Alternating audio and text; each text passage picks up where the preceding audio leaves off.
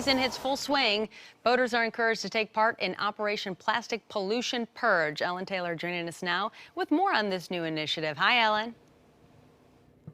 Hi, Liz. Good morning. Yes, I am here at the helm with my training wheels. I am here with Captain Beth and Captain Mike, Man American Sailing Association. Let's talk about some of the stuff that you've seen out on the water, because we live in a beautiful part of the country, and it's hard for me to wrap my brain around the fact that people would dump stuff overboard. But how does this stuff, this plastic, wind up in the water? Right. Well, I think a lot of it is because of the weather and just local tidal ranges kick stuff into the water. Also, the fender, for example, that's on the boat that Mike's going to talk about, they get just tied on a little bit loosely, or people forget to tie them on and they end up in the water. So we see those out there floating around sometimes. And now back in the 90s, you were actually part of a crew. You saw basically, I mean, how does a person describe what you saw? Not Trash Island, but I mean, essentially this floating trash. Right. So in 1990, I sailed to Hawaii from here, and we, between California and Hawaii, we sailed for days through garbage. And for days? You sailed for days literally, through garbage? Styrofoam cups, and we saw a trail of stuff that just went on.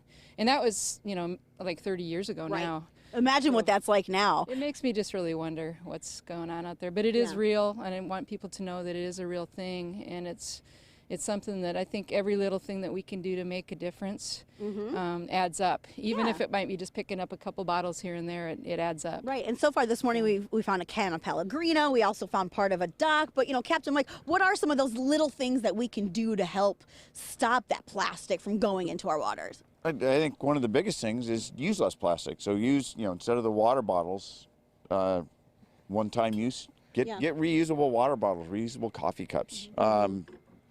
You mentioned something interesting too while we were waiting to go on about the balloons. It's graduation season, prom, wedding season, but what we don't think about is where those balloons might go after they, fly away. They frequently end up out here. You'll see them floating along the top of the water.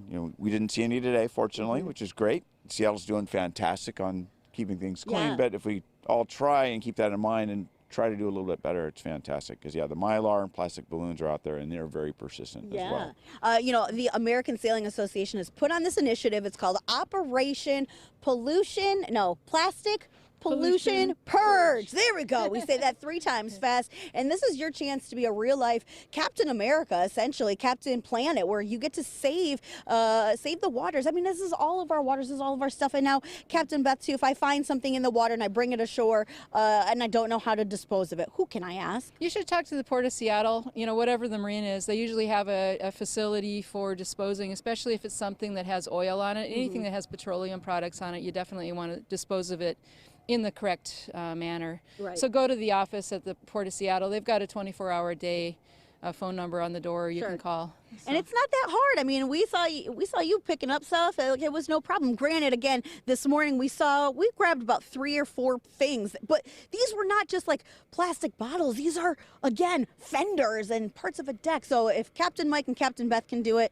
Captain America and Captain Planet, the ones inside of us can do it too. So, guys, back on over to you. Ellen, thank you. Appreciate it.